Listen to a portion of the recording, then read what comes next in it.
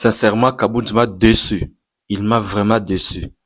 Aujourd'hui, Kabound est en train de prononcer les mêmes discours avec les M23. Tshisekedi est une partie au problème. Il est grand temps aujourd'hui pour que l'ONU, l'Union africaine, Washington, Paris-Bruxelles puissent comprendre la nécessité de mettre la pression sur Paul Kagame afin qu'il retire ses troupes du Congo.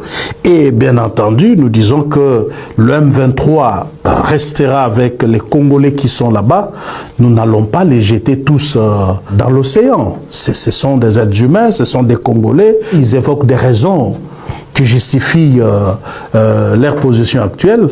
Et nous pensons qu'il y a intérêt à les écouter parce qu'il y a des causes internes qui justifie tout ce qui se passe à l'est de notre pays. Même l'intrusion du Rwanda dans notre pays, je crois que ce n'est pas une cause en soi, c'est un effet des causes qui sont connues de tous, mais dont on ne veut pas parler. Nous ne parlons que du M23. Mais est-ce que c'est le M23 seul qui tue à l'est? Non. Ça sert aussi occulter la vérité.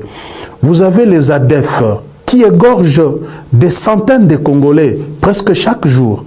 Vous avez les Codeco qui tuent les Congolais en Ituri.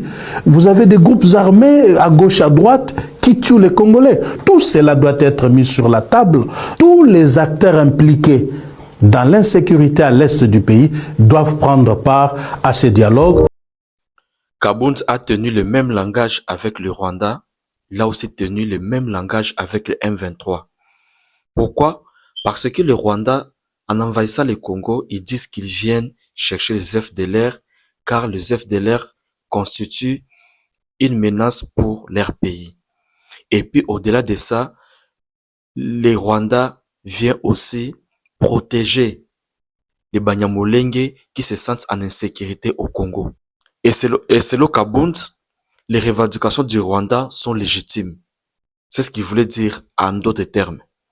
Les revendications du Rwanda sont légitimes et les Rwandais ont le droit de venir faire ce qu'ils font au Congo, et surtout que ce qu'ils font au Congo, c'est quelque chose de connu de tout le monde, mais on fait semblant de ne pas les connaître. Quel est ce pays qui va accepter d'être envahi par un autre pays voisin? Même le Rwanda ne va jamais accepter une telle bêtise. Comment nos politiciens arrivent à être, excusez-moi du terme, à être bêtes jusqu'à ce point, juste parce qu'on n'aime pas Félix Tshisekedi. Alors que, à ce niveau, nous sommes censés